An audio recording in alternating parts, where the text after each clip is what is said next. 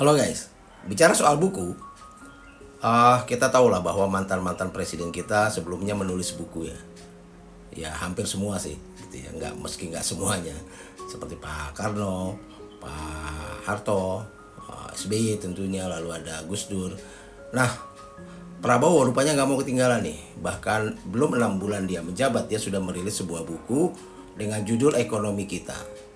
Nah, buku ini dirilis oleh Presiden Prabowo pada 25 Maret 2025. Nah, buku ini menjadi menarik karena isi dan juga proses penyusunannya, serta tentunya implikasinya terhadap tata kelola pemerintahan dan tentunya soal legitimasi kebijakan ekonomi di pemerintahan Prabowo ini.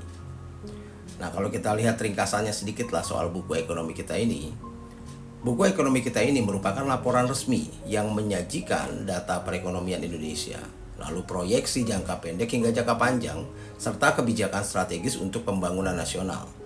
Nah, buku ini disusun oleh Kementerian Sekretariat Negara atau Setnek, lalu Sekretariat Kabinet atau Sekap, dan Kantor Staf Khusus Presiden. Nah, buku ini mengklaim memberikan gambaran komprehensif tentang kondisi ekonomi terkini dan arah kebijakan pemerintah. Jadi kalau kita lihat poin-poin utama dari buku ini, yang pertama adalah soal pertumbuhan ekonomi. Nah, buku ini menyoroti pertumbuhan ekonomi yang stabil katanya di berbagai wilayah Indonesia.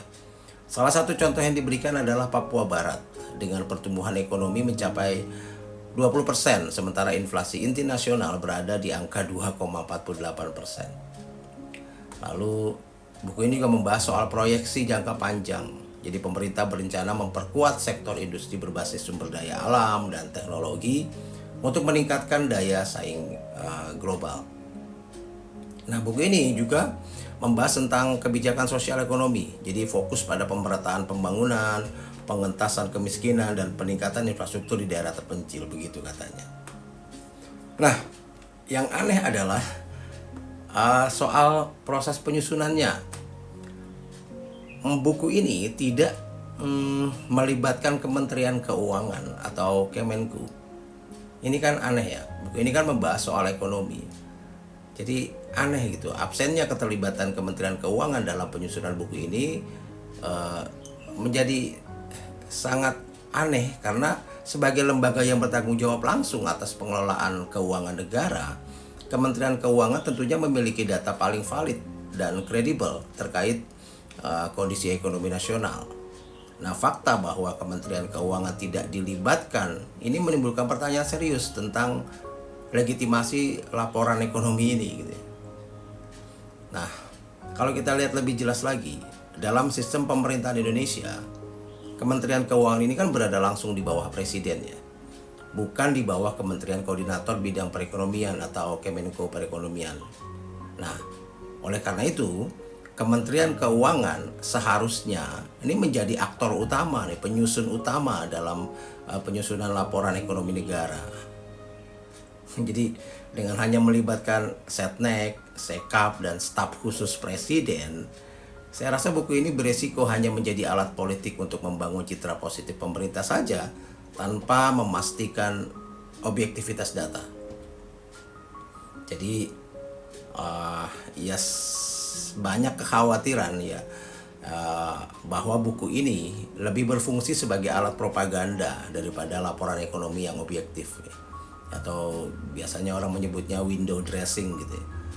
Ini merujuk pada upaya mempercantik data atau narasi agar terlihat lebih baik dari kenyataan.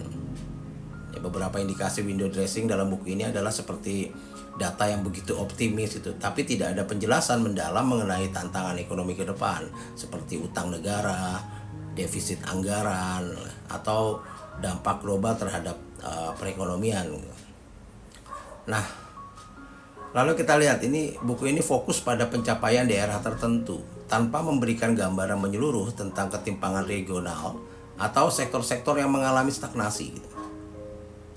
Lalu juga tidak ada mekanisme peer review.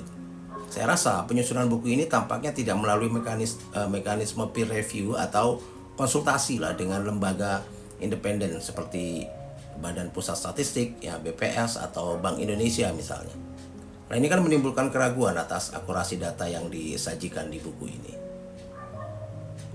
Ya, saya rasa buku ini justru akan menjadikan menimbulkan implikasi buruk lah terhadap tata kelola pemerintahan kita.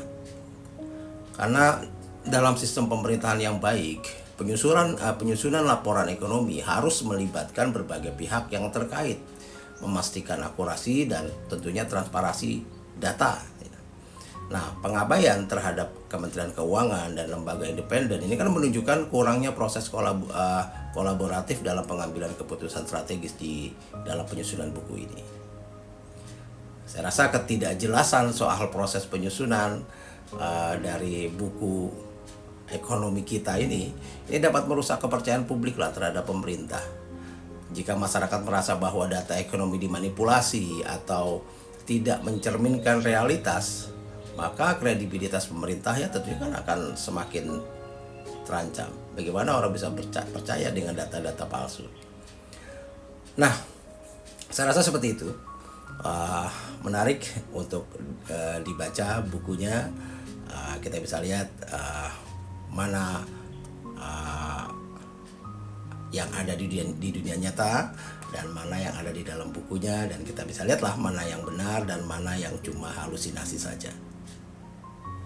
Salam.